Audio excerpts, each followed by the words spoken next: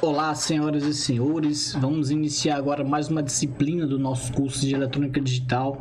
A nossa aula de hoje é sobre fotometria, né? Estou considerando aqui como aula 2, porque a primeira aula foi a apresentação do curso, que a gente já fez na outra plataforma, né?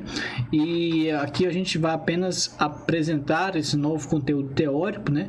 Que é a parte de fotometria. Vamos lá aos slides. Então vamos lá, essa parte de fotometria na verdade é uma área da ótica, né?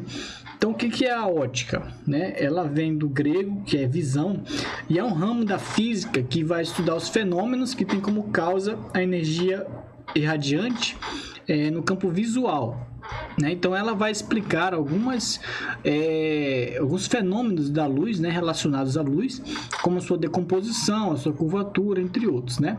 E tudo aquilo que a gente percebe com a nossa visão, né? Então, assim, a gente vai ver que a luz ela tem várias características, né? Uma delas principal é a ondulatória, e essa característica ondulatória ela faz com que o nosso olho perceba as cores, né? Que são nada mais nada menos que frequências diferentes, né? De uma luz branca, né? Que pode ser decomposta, como essa experiência aí da imagem, que é a do prisma, né? Que ele faz essa função de decompor a luz branca em várias cores, né? Então, cada cor aí, ela tem uma frequência diferente. A fotometria ela vai ser um ramo da ótica que ela vai se preocupar em medir a luz em termos de como seu brilho é percebido pelo olho humano. Ela se diferencia da radiometria, né, que é a ciência que mede a luz em termos da sua potência absoluta, porque ela vai descrever a potência radiante associada a um dado comprimento de onda usando função de luminosidade modeladora da sensibilidade do olho humano ao brilho, certo? Então a gente vai ver todo esse comportamento aí da luz, né, até chegar ao nosso olho humano. Isso é importante para a gente ver a nossa disciplina aqui sobre vídeo. Então a luz, ela é uma onda eletromagnética, nós já falamos isso em outras disciplinas, né? Ela tem um comprimento de onda, né, que vai desde um determinado intervalo que o olho humano é sensível, né? Então uma onda eletromagnética que a radiação ela vai desde o infravermelho até o ultravioleta, né? Então esses dois limiares aí são os que os nossos olhos não percebem, né? Então chegando no ultravioleta e no infravermelho, o nosso olho não consegue mais ver. Elas têm um comportamento, né, de qualquer onda eletromagnética, né, que ela tem a frequência, a amplitude, né, a polarização. E no caso da luz, ela vai ter a gente pode perceber, né, as suas características, né, através de alguns parâmetros aí. Por exemplo, o brilho, ele vai estar identificado ali com a intensidade, né, com a amplitude, né, da onda, e a frequência ela vai dar a cor, né? Então isso daí são os principais, né, parâmetros que a gente consegue perceber já através do nosso olho, né, da luz visível. E ela também tem um comportamento que ora é como partícula, ora é como onda, né? Então ela tem essa dualidade aí que já foi descoberta. Isso daí não é uma concorrência, tá? Não se acredita que ou ela seja onda ou ela seja partícula. Não, ela tem um comportamento que varia, né? Um momento ela pode estar trabalhando, vamos dizer assim, como uma onda eletromagnética e outro como uma partícula, né, que é o fóton. Então, esse daí a gente pode, né, usar as duas teorias que são aceitas. O nosso olho humano, então, ele vai ser o nosso receptor, né? Ele vai ter várias células, né, que vão receber essa luz que vem de fora, né? Elas têm essa capacidade, né, de ser sensíveis à luz. Mas a primeira parte, que é essa parte frontal aqui, ela vai funcionar como uma lente, né? Ela vai basicamente focar a luz em um único ponto, né? Nessa parte aqui de trás, né? Então, essa parte frontal do nosso olho aí, da nossa córnea, né, a pupila, elas vão fazer essa focagem da luz para um ponto lá atrás, né, para chegar até os nossos receptores, né, que são os bastonetes, né, e tal. Então, aí ele vai chegar lá atrás. E lá atrás, né, no caso ali na retina, ele vai ter alguns pontos, um ponto na verdade específico, que é onde fica o nervo óptico, que existe ali o ponto cego, né? Ou seja, é um ponto onde onde a luz que entra, ela não consegue ser percebida, né? Então é um ponto ali que o nosso olho deixa de perceber a luz de fora, né? É o ponto cego que se chama, né? Esse ponto cego, ele não é o mesmo ponto cego que o pessoal que dirige, né? Ou que outras funções aí que existe também, né? Esse ponto cego é o ponto de visão mesmo, né? Então é inerente ao nosso olho, tá? Agora existem outros pontos cegos que são relacionados ao ambiente onde a gente está localizado, que tem pontos que a gente não consegue perceber também com a nossa visão. Os emissores de luz, né? Existem vários tipos, né? Que a gente chama de fonte de luz. Aqui estão os principais dele, né? O corpo negro. O que é o corpo negro? Ao contrário do que, né, se imagina aí, ele é um corpo que ele por si só ele não emite luz, porém ele pode ser excitado, pode ser agitado de uma maneira que ele vai entrar em radiação térmica, né? O que é isso? É calor, né? Ou seja, esses aqui, a luz ela está associada aí no caso a um aquecimento, certo? Então aqui a gente tem os exemplos do sol, as lâmpadas incandescentes, certo? A fogueira, né? O fogo de uma maneira geral, ele é um emissor que a gente chama de corpo negro. A descarga de gases também é uma técnica aí que se descobriu que através da aplicação de uma diferença de potencial, né, sobre um gás, eles tinham essa capacidade aí de dar saltos quânticos, né, fazendo com que saísse ali alguns ao brilho, né, fosse do brilho. Então esses aí são as lâmpadas, né, de vapor que a gente tem no mercado, né, que elas trabalham dessa forma.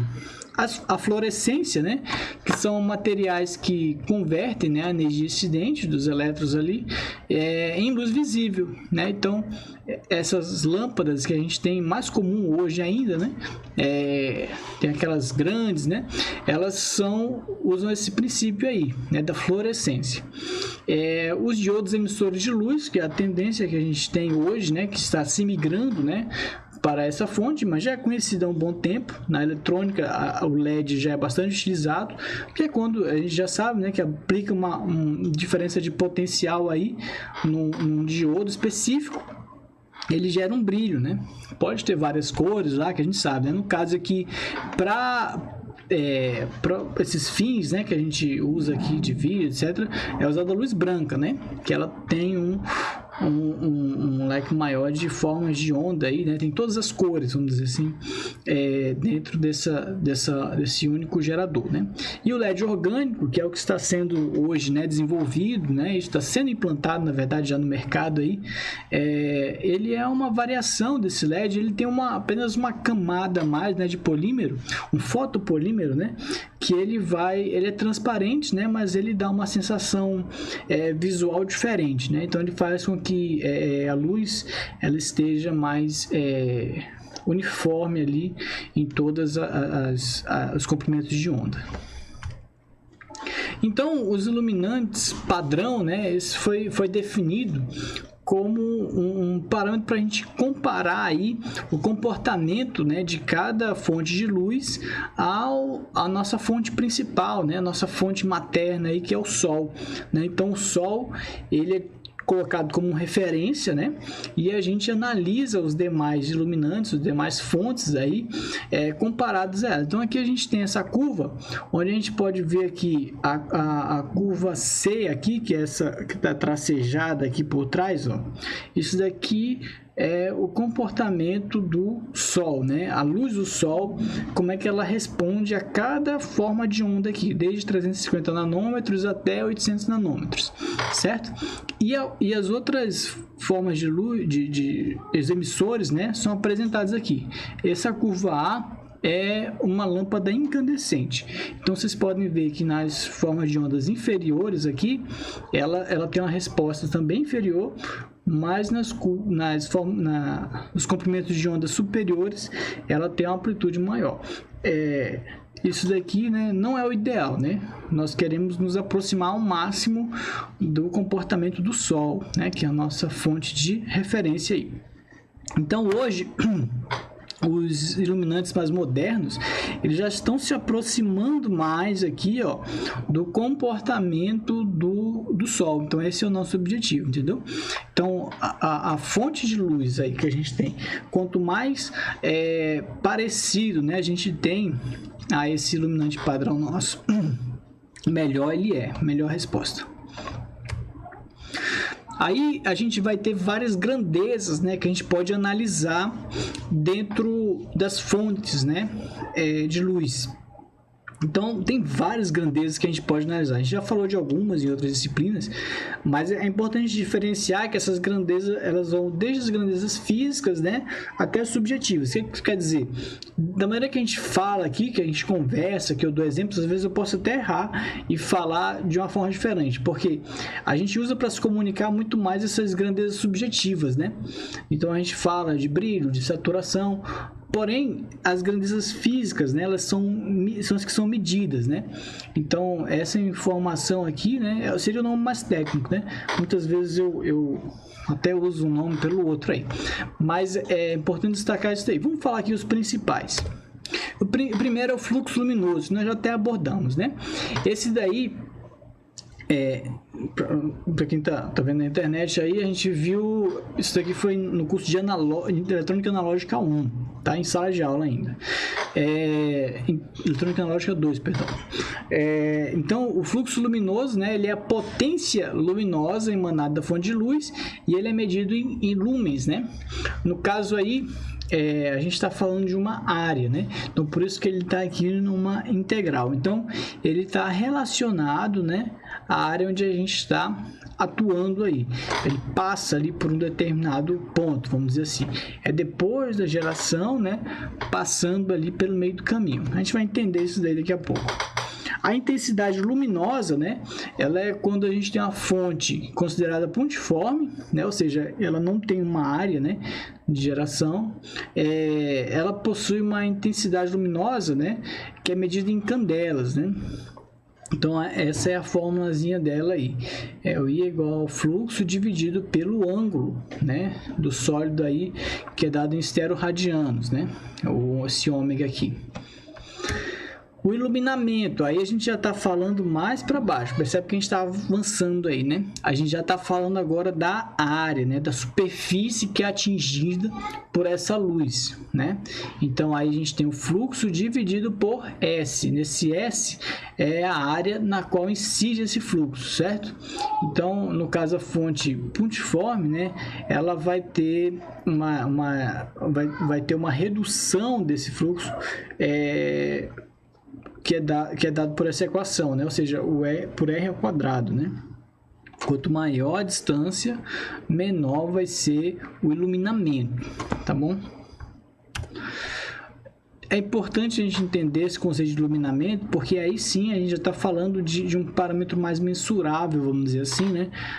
Todos eles são mensuráveis, mas esse daqui é mais para o nosso dia a dia, que a gente vai usar aí para as aplicações, né? Que a gente pode trabalhar, que a gente vai ter, né? Então, por exemplo, lá num lugar aberto, né, pelo sol lá de meio-dia, a gente vai ter um iluminamento de cerca de 100.000 lux, né? Então, isso daí seria o máximo, vamos dizer assim, né? Para montagem e inspeção, Fabril lá, você precisa de um iluminamento de cerca de 5 a 10.000 lux, né? Isso daqui pode ser medido com um luxímetro, né? A gente vai avaliar como é que está esse comportamento lá do iluminamento. Na sala de aula aí, né, 300 a 600, né? Então é importante ver, se vocês estão estudando em casa aí, como é que tá a iluminação aí, tá boa, né? Deixar bem iluminado, parecido com a nossa sala de aula, né? A gente tem que estar num ambiente bem similar, né? Não é deitado na cama, né, sentado com perna pro ar no sofá, né? O importante é a gente estar num ambiente parecido, né? Então eu sei que é difícil, mas tentar manter aí o máximo possível, né, do nosso ambiente lá da nossa faculdade. A luminância, né, para uma fonte objeto que já não é pontiforme, a gente define a luminância como sendo uma intensidade emitida por unidade de área aparente, né? Ela é expressa em nits, né, que é candela por metro quadrado, e corresponde ao brilho do objeto, ou seja, aqui já é aquilo que vai refletir, né? Ele chega, né? A luz chega e reflete, certo? Então, aí a gente já está analisando o objeto, né? Que está sendo, está recebendo a luz, né? Ele é dado por essa equação, né? Perceba que aqui também tem uma integral, que na verdade ela dá a ideia de área, né? Ou seja, dessa área aqui, né? No caso aqui está relacionada ao ângulo, né? Então, a gente vai ver, né, já está relacionada a esse objeto que está recebendo a luz. A refletância, né, ela já vai ser uma relação entre a luminância, né, e a proporcionada por um difusor ideal, né? Então a gente vai comparar esse nosso corpo aí a um difusor ideal na mesma condição de iluminamento, né? Ela pode ser uma função do comprimento de onda, né, que vai dizer a cor do objeto, certo? Então a cor ela está relacionada a esse conceito de luminância, né? Se você vê o objeto preto, quer dizer o quê? Que ele não está refletindo as cores, né? Isso aí ele reflete algumas poucas cores, você vai conseguir ver, né? E o objeto branco, ele já reflete muito mais cores, né? Então, o conceito de cor está ligado ao conceito de refletância. A transmitância ou densidade óptica já estão relacionados aí a objetos mais transparentes, né? Então, a gente chama de transmitância essa relação que é dada aqui, né? Por esse valor que é a radiância recebida através do objeto dividida pela radiância recebida com o objeto removido, ou seja, sem nada, né? Se a gente não tivesse esse objeto, como é que estaria passando a luminosidade, né? Então aí a gente analisa a transmitância. E densidade é o inverso dessa relação, né? Que é a radiância recebida pela radiância com o objeto, né? Sem o objeto dividido com o objeto, é um logaritmo dessa relação, tá? Também é bem parecido, mas é mais para a gente analisar aí que o objeto, né, é transparente, né? E ele também pode ter um comportamento variante com o comprimento de onda, certo? Então aí ele seria um objeto transparente colorido, né? Ou opalescente, que a cor depende do ângulo de observação, certo? Então aí tem várias variações. E o iluminamento retinal, por fim, né? Até que enfim a gente chegou no olho humano, né? Ou seja, é aquilo que chega de fato no nosso olho, né? Que a gente consegue perceber. Então, isso é importante, porque, né? Só para a gente entender que a luz, ela percorre todo um caminho, né? Até chegar no nosso olho humano, né? A gente tem a equação do iluminamento retinal aqui, que é dado, considerando o diâmetro da pupila, tudo mais. E assim, é importante a gente entender isso daí, né? Que o caminho que a luz faz. Então, de maneira resumida, né, a gente vai ter o fluxo luminoso, né? Que é aquilo que sai lá de uma lâmpada com potência elétrica, né? Ou potência luminosa. Aí a gente vai ter a intensidade que vai sair de lá, né? Se dirigir ao objeto.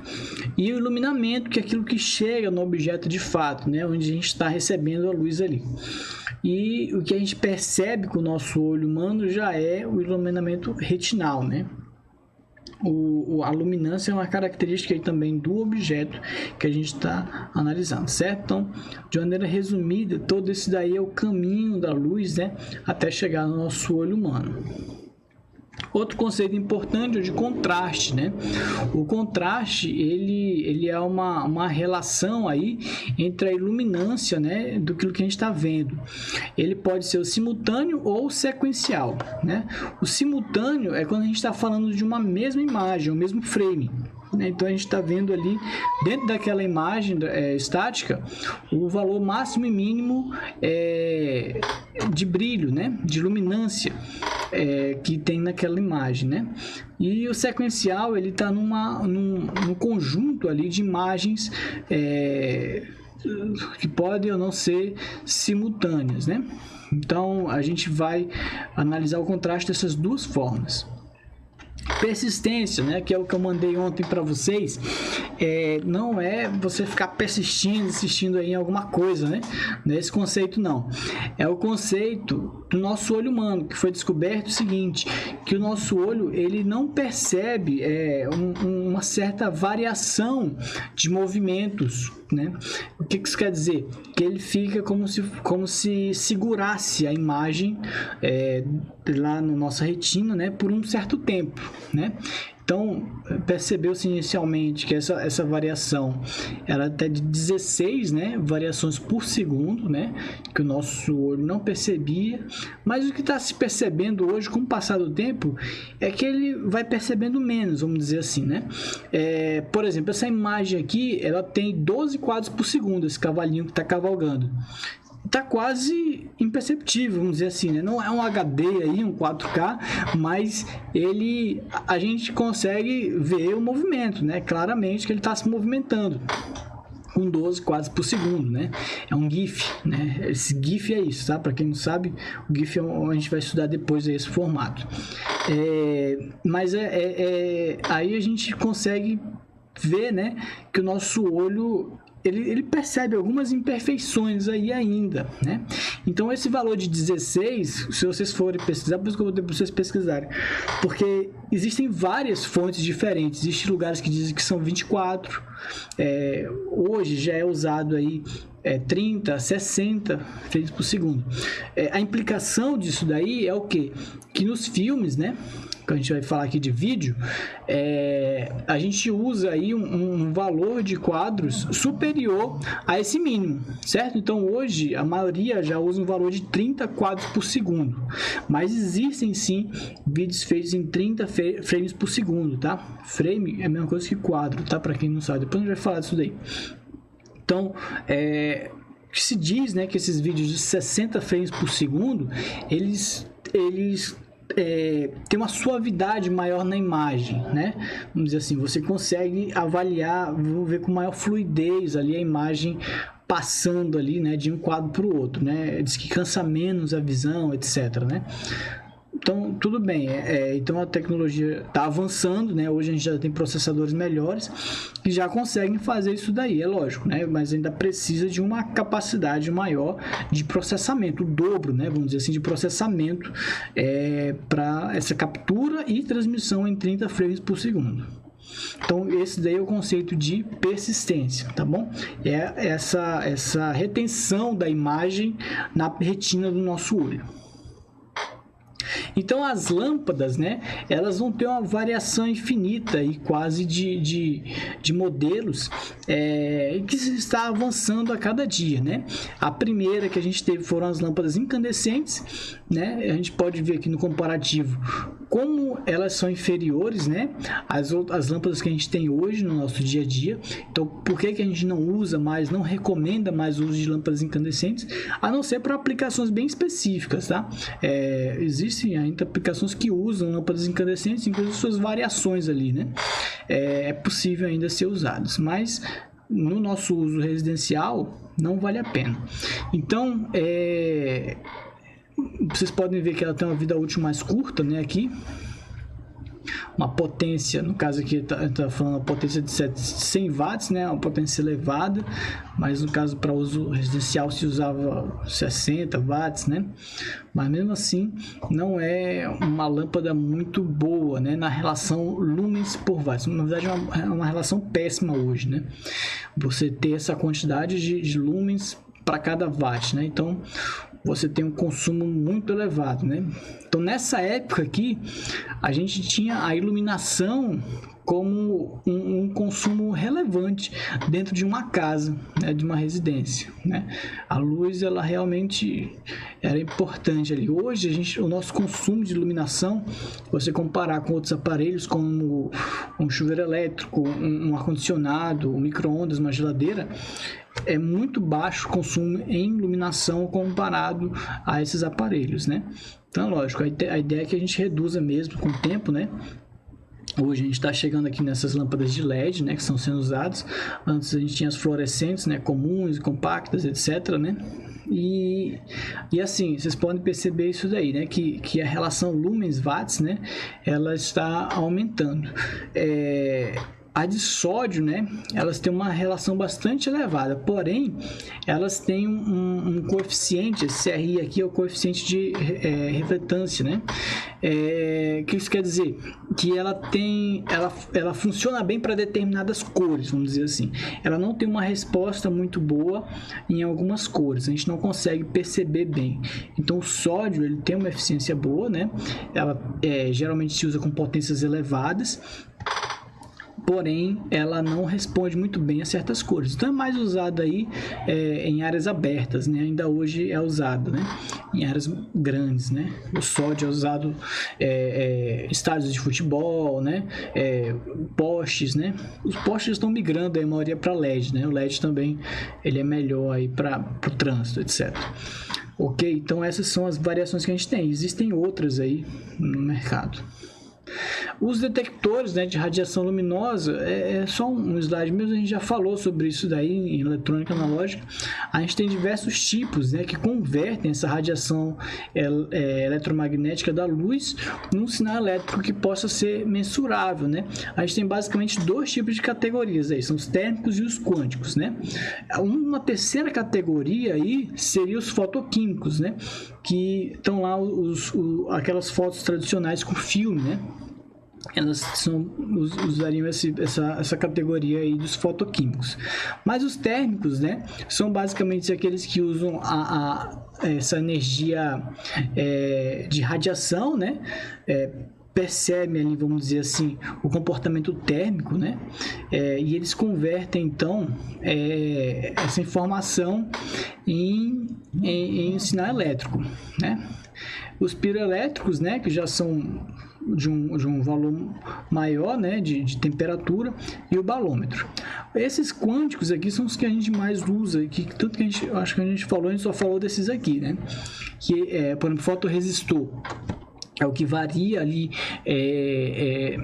a sua resistência de acordo com a iluminação incidente, né, o LDR, né, que a gente falou.